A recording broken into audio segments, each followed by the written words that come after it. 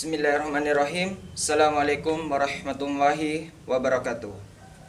Salam sejahtera bagi kita semua. Salam hangat dari saya kepada asesor dimanapun berada. Perkenalkan, nama saya Fram Hardiansyah. Saya selaku dosen tetap STKIP PGRI Sumeneb, Program Studi Pendidikan Guru Sekolah Dasar.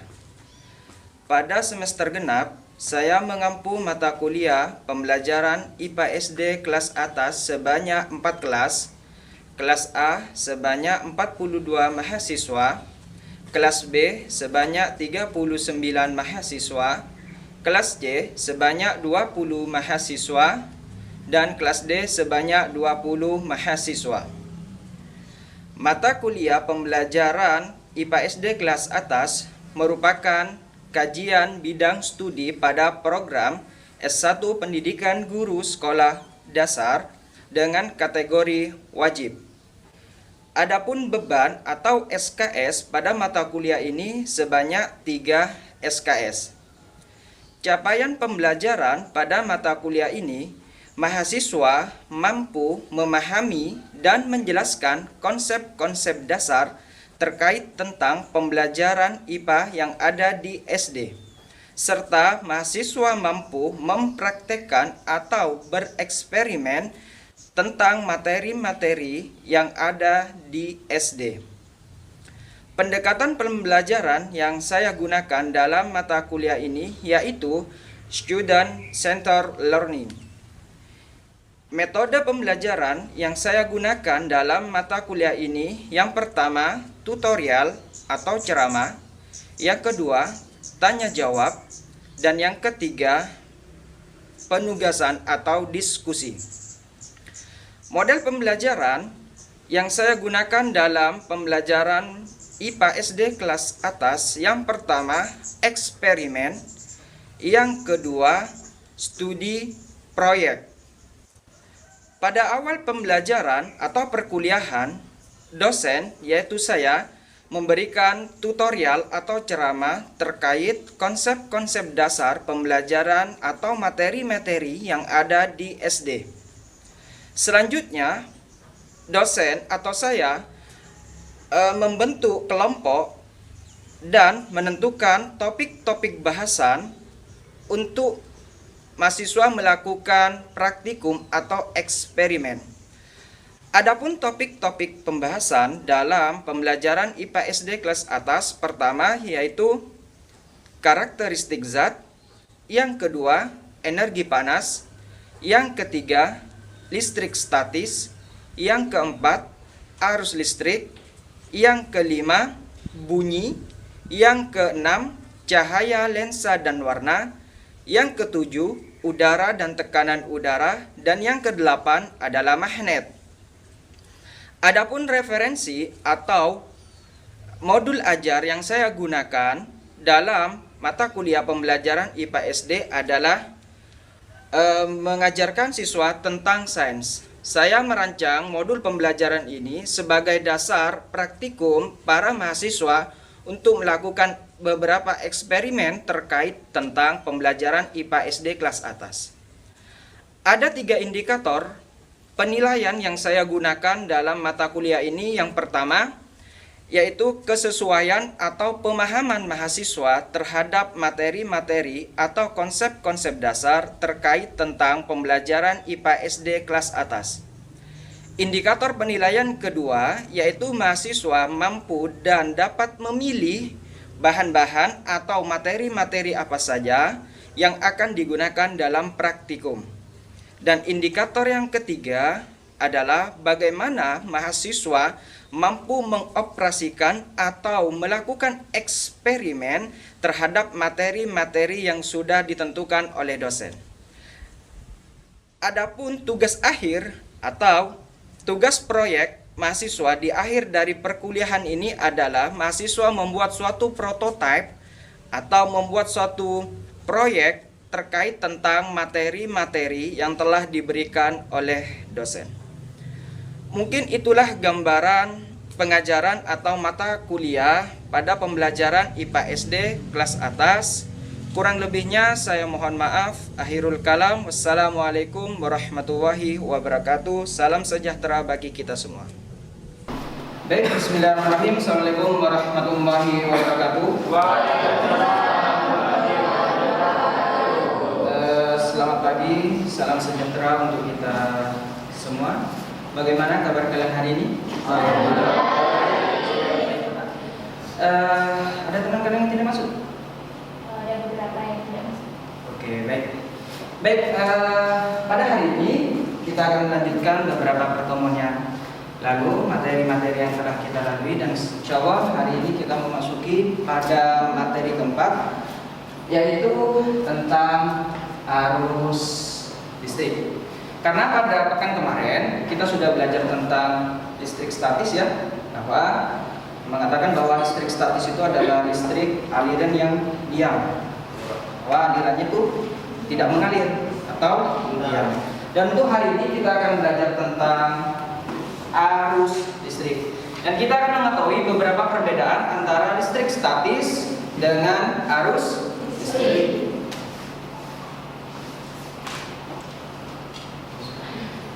Adapun peta konsep pada pertemuan hari ini yaitu yang pertama tentang pengertian, yang selanjutnya yaitu adalah sejarah yang berisi tentang beda potensial, muatan, dan hambatan. Oke, yang selanjutnya ada yang namanya rangkaian, baik itu rangkaian seri maupun rangkaian paralel. Karena dalam arus listrik ini kita akan belajar tentang beberapa rangkaian, baik itu seri, paralel maupun gabungan. Oke, dan di situ juga kita akan belajar tentang konsleting atau short circuit, rangkaian pendek. Seperti apa materinya? Kita masuk tentang pengertian arus listrik. Oke, baik. Di situ ada beberapa rangkaian, ada lampu, ada baterai, ada kabel. Sebelum kita memasuki pengertian, saya ingin bertanya terlebih dahulu kepada kalian, apa sih arti dari arus listrik? Ada yang bisa menjawab? Oke, baik, silakan Mbak Elvina. Arus listrik adalah banyaknya muatan-muatan elektron yang mengalir pada rangkaian listrik dari di satuan waktu, Pak. Oke, baik. Adanya aliran pada elektron pada rangkaian listrik pada satuan waktu. Oke, bagus. Oke, ini ya. Arus listrik adalah banyaknya muatan listrik yang mengalir dalam suatu penghantar persatuan waktu.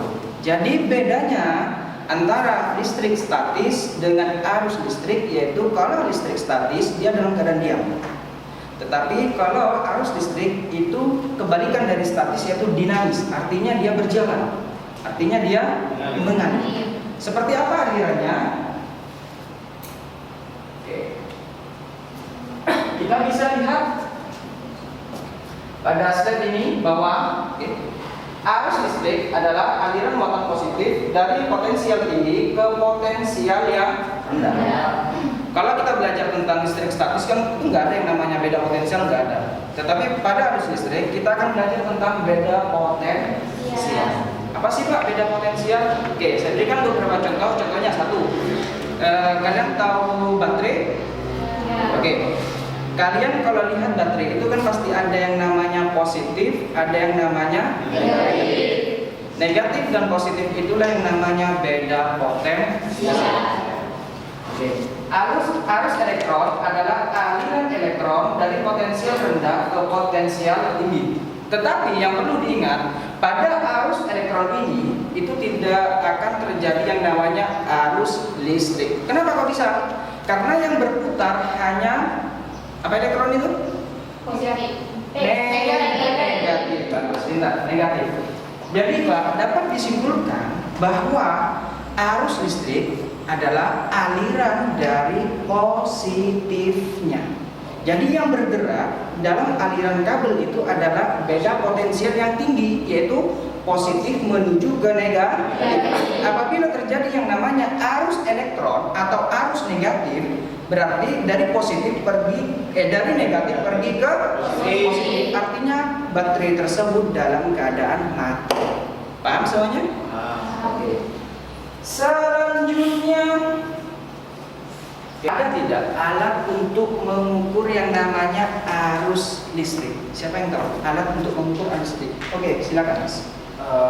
Alat untuk mengukur arus listrik itu bisa disebut dengan AVO. AVO disebut dengan avometer. Oke, baik. Ada beberapa alat. Salah satu contohnya adalah avometer ya. Kalau di sini itu namanya ampermeter. Ampermeter. Ada avometer, ada ampermeter, ada ohmmeter. Artinya ohm itu adalah hambatan. Nah, bagaimana nanti kita belajar tentang hambatan, kita akan melakukan yang namanya praktikum. Itulah konsep-konsep dasar yang bisa saya berikan. Selanjutnya, seperti pada pertemuan-pertemuan yang lalu, kita akan mengadakan yang namanya praktikum dengan konsep sederhana yang berhubungan dengan arus listrik. Dan sebagai penilaian akhir dari kelompok, yaitu adalah pembuatan tugas akhir berupa prototipe. Jadi nanti tugas kelompok adalah membuat suatu prototipe yang mana prototipe itu akan menggambarkan tentang arus listrik yang berhubungan dengan rangkaian. Oke, baik, kelompok yang sudah saya tunjuk pada pertemuan yang lalu silakan bisa mempersiapkan untuk presentasi atau praktikum. Silakan. Assalamualaikum warahmatullahi wabarakatuh.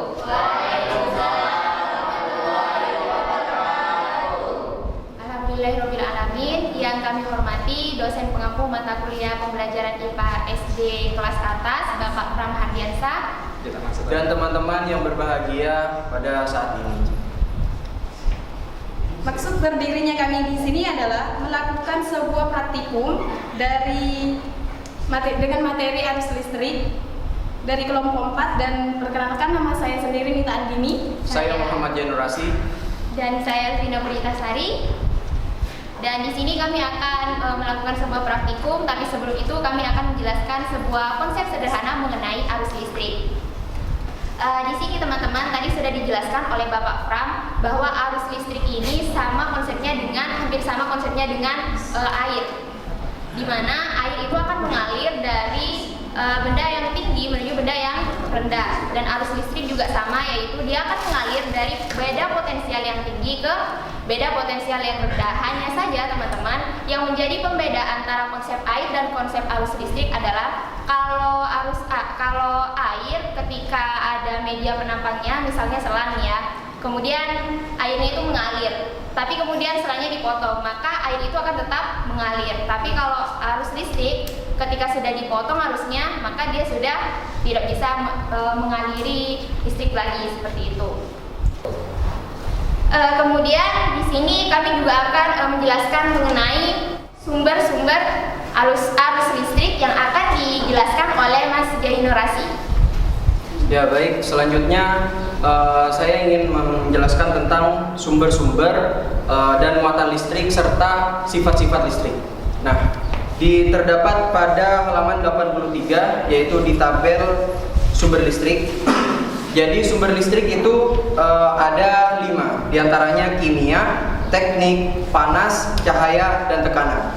Untuk kimia, yaitu contohnya sumber kering, baterai plato, sel basah, dan 1 sen. Untuk teknik, yaitu kumparan dan magnet. Untuk panas, yaitu termokopel. Dan untuk cahaya, yaitu mata listrik, sel foto, surya GHT atau meteran. Untuk tekanan, yaitu kristal detektor untuk radio mikrofon. Nah, jadi di sumber kimia listrik sebagian besar berasal dari logam yang sama, tetapi juga dapat mencakup beberapa non-logam. Untuk sumber elektron listrik, yaitu adalah bentuk yang dihasilkan oleh pembangkit listrik yang dikirim ke rumah Anda. Jadi untuk selanjutnya yaitu tentang sifat-sifat listrik. Sifat-sifat listrik itu ada berbagai macam, yaitu dapat menghasilkan panas, dapat menghasilkan cahaya, dan dapat menghasilkan magnetit. Dan untuk muatan-muatan listrik terdapat dua, yaitu AC dan DC. Untuk AC yaitu listrik arus bolak-balik, contohnya listrik pada PLN. Dan untuk DC yaitu listrik arus searah, contohnya baterai, aki, dan lain-lain. Selanjutnya untuk penjelasannya mengenai rangkaian pada arus listrik, yaitu rangkaian seri dan rangkaian paralel yang akan dijelaskan oleh Mbak Mita. Baik, sebelumnya rangkaian listrik adalah hubungan antar komponen listrik yang dialiri oleh arus listrik dalam kondisi rangkaian tertutup. Di rangkaian listrik tersebut mempunyai dua tipe, yaitu rangkaian seri dan rangkaian paralel. Rangkaian seri merupakan rangkaian listrik yang arus listriknya disusun secara bersebelahan atau bersejajar. Untuk rangkaian paralel yaitu rangkaian yang arus listriknya disusun secara bertingkat atau bercabang. Selain itu, untuk rangkaian seri, contohnya itu kayak seperti ada lampu, salah satu lampu mati, maka lampu yang lain akan ikut mati. Akan tetapi kalau rangkaian paralel, ketika ada satu lampu mati, maka lampu yang lain masih tetap bisa digunakan. Untuk mengetahui semua yang sudah kita sampaikan tadi, kita akan melakukan sebuah praktikum sederhana bersama-sama, mulai dari bagaimana rangkaian listrik yang benar, kemudian terdiri dari apa saja untuk menghasilkan sebuah lampu agar bisa menyala. Kita akan melakukan sebuah praktikum. Praktikum yang pertama, kita akan menunjukkan sebuah rangkaian sederhana dari arus listrik. Di sini kita akan melakukan sebuah praktikum di mana kita akan mengetahui mana sih benda yang merupakan konduktor dan isolator. Konduktor kita tahu sendiri teman-teman bahwa konduktor itu adalah benda-benda yang baik untuk menghantarkan arus listrik. Dan isolator itu sebaliknya, yaitu benda-benda yang buruk untuk menghantarkan listrik. Dan kita akan menguji, kita membutuhkan kabel, lampu, dan juga sumber tegangannya yaitu baterai. Dan kita uji yang pertama dengan menggunakan paku, teman-teman. Kita lihat apakah paku ini dapat menyalakan sebuah lampu dan apakah paku ini termasuk benda konduktor.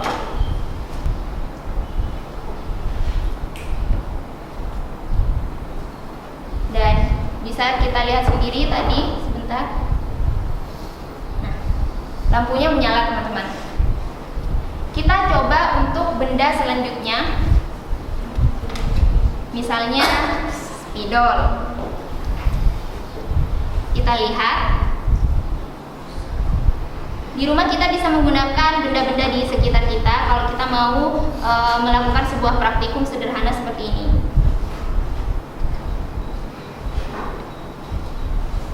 Apakah lampunya menyala? Iya.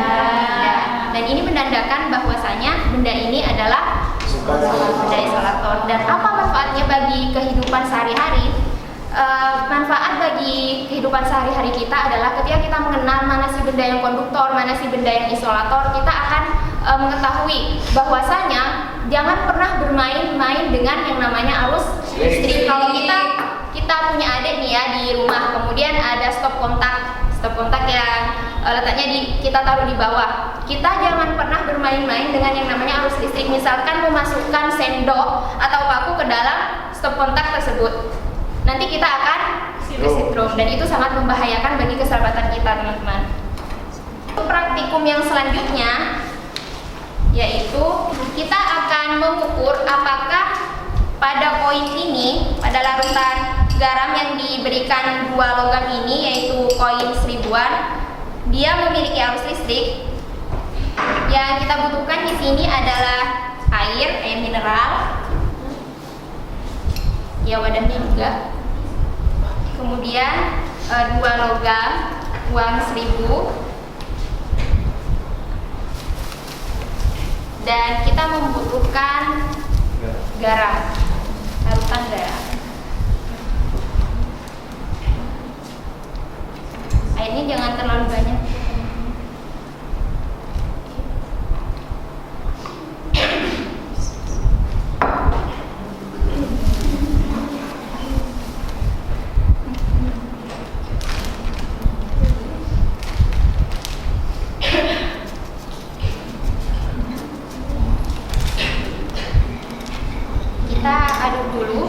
sampai menjadi sebuah larutan. Dan ini teman-teman, perkenalkan, ini adalah avometer, alat untuk mengukur arus listrik. Yang ini digital, ada juga yang pakai manual, tapi yang kita gunakan ini yang digital. Jadi ketika kita ingin mengukur, kita tinggal tempelkan ini kepada dua logamnya nanti. Dan ketika ini bergerak, angkanya bergerak, berarti larutan ini, dua logam ini mengandung yang namanya arus listrik. Di sini lihatlah teman-teman, avometer digitalnya berjalan atau menunjukkan angka yaitu minus 0,04. Yang tadinya 0 sekarang berubah menjadi minus 0,04. Berarti larutan garam ini dengan dua koin ini mengandung yang namanya arus listrik, tapi hanya sedikit saja, seperti itu. Saya lanjutkan kembali untuk rangkaian seri. Jadi rangkaian seri seperti ini, sejajar. Ketika dihidupkan, untuk cahayanya sama rata. Coba minta tolong dimatikan satu itu lampunya, hidup nggak? Mati Pak, karena Oke. kami tidak bisa.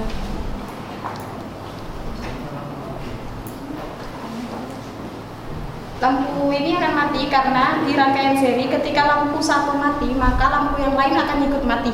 Selanjutnya untuk rangkaian paralel.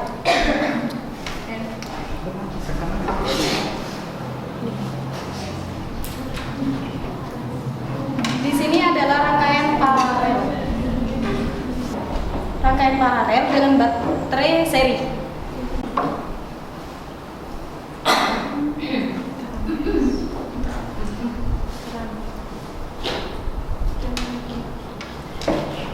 Selanjutnya menggunakan baterai paralel dengan rangkaian paralel. Kita bisa bedakan antara lampu yang paralel dan antara baterai yang paralel dan seri. Lebih terang baterai yang seri. Selanjutnya kita coba untuk rangkaian seri.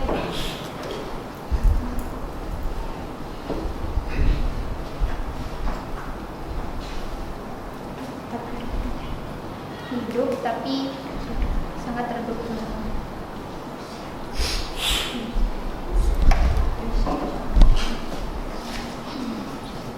Selanjutnya menggunakan baterai seri dengan rangkaian seri.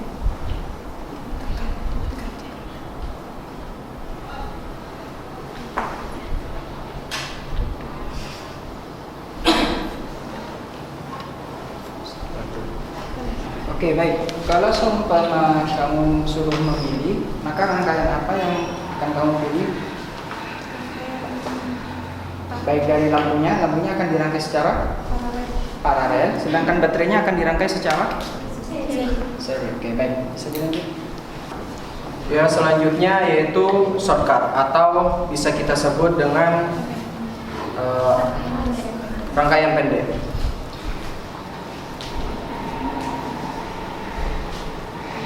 Jadi dalam praktikum ini yaitu kita akan membuktikan bahwa dalam arus listrik itu terdapat suatu konsleting. Nah, mati kan? Hidup. Jika kita ibaratkan dengan praktikum tadi, ibaratkan dengan baterai.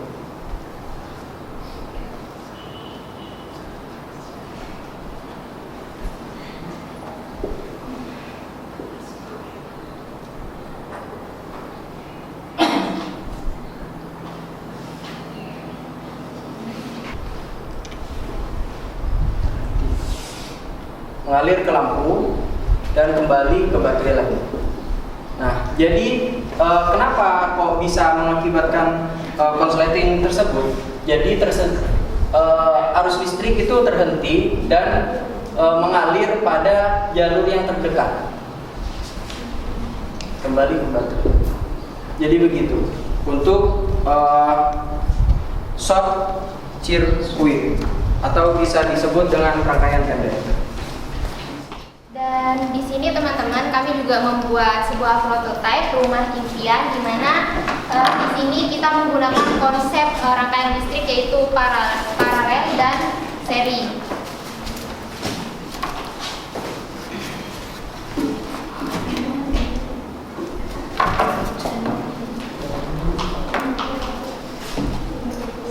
Sumber listriknya ini berasal dari AC atau arus bolak-balik dan kita bisa colokkan ke stop kontak untuk menyalakan lampunya.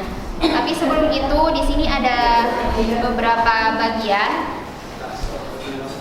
Di sini kami membuat sebuah rumah impian. Ada bagasi, garasi, kemudian teras rumah, ruang tamu, musola, dapur dan juga kamar mandi. Di sini juga ada kamar tidur. Di mana di teras dan garasi ini kita menggunakan rangkaian seri. Apabila mati satu, ya mati semua nanti rangkaiannya.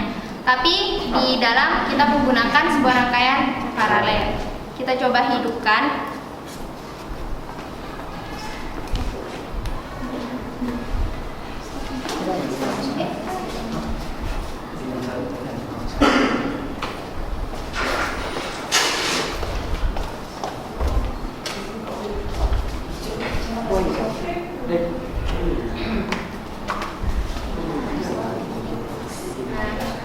Kontak ini sebagai sumber listriknya, dan ketika kita menghidupi, kita misalnya mau menghidupkan lampu teras dan bagasi, nyala.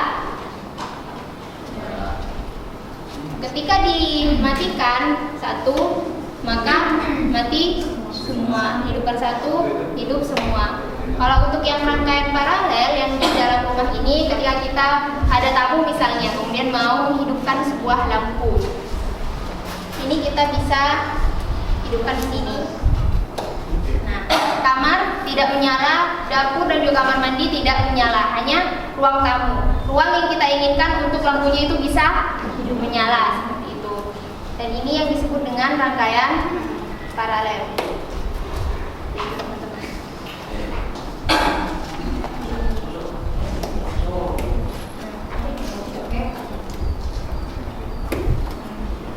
Kita hidupkan semua lampunya.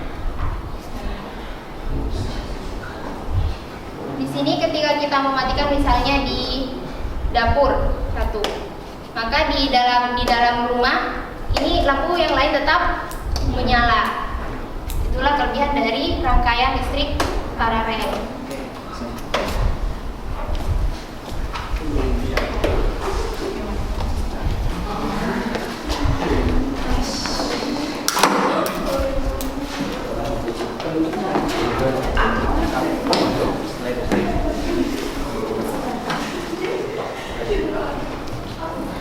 Baik teman-teman, sekian dulu presentasi dan praktikum sederhana dari kami kelompok 4. Semoga apa yang kami sampaikan bermanfaat dan semoga apa yang kami praktikumkan juga bermanfaat bagi kehidupan kita sehari-hari.